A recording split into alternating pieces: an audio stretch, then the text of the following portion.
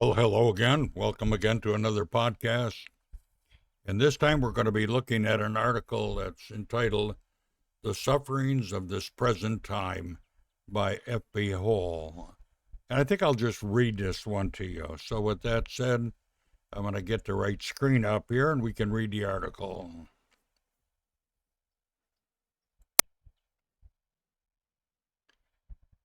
Well, The Sufferings of This Present Time by F.B. Hall. And with that, I'm going to get myself out of the way. The present sufferings of this time, this present time, by F.B. Hall, extracted from Scripture Truth, Volume 40, 1959 to 1961, page 214. The word that forms the title are taken from Romans 8:18, and from this point till we reach verse 27, we find ourselves in the atmosphere charged with groaning. That word occurs 3 times in the verse, which is not surprising, since the contrast is dawned between the bondage of corruption, which marks the present age, and the liberty of the glory, which will mark the age to come. First of all, the whole creation groans in travail and pain together. This was the case when the Apostle Paul wrote these words, and it certainly is so now. In the words of the first reference into the lower creation, which has been dragged down by the fall of man, dominion was given to Adam over all. By his sin, he ruined all. He was to speak the top link intelligently connected with the Creator, with all other links to the chain depending on him. When he fell, all creation fell with him. Animals became wild and destructive. We may not have ears to hear the groaning of the lamb or the kid as the leopard pounces upon it, or of the fly that entangles its web. It feels the spider's bite, but the groaning is there. And what about the human race?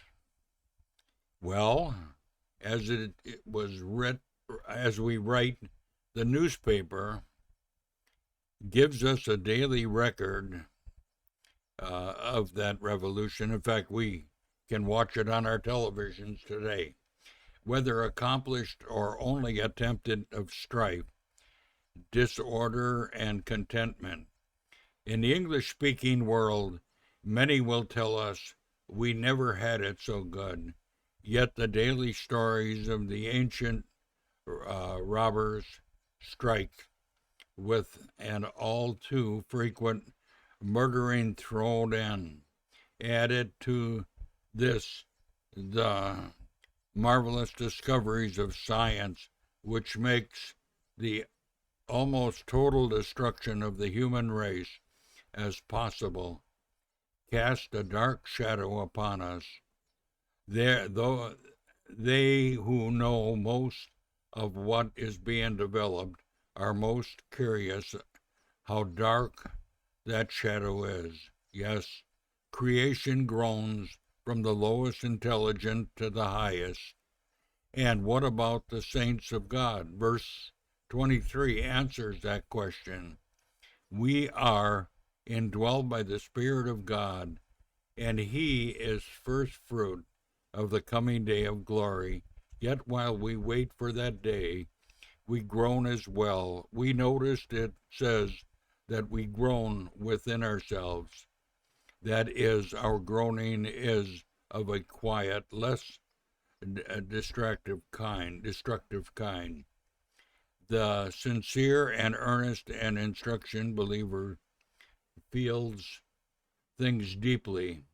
He groans in his spirit and in his prayers, but he is not found. Almost the noisy demonstration shouts, songs that express in the way he is grieved and discontented. But because this is so, our groans are deep and more sincere.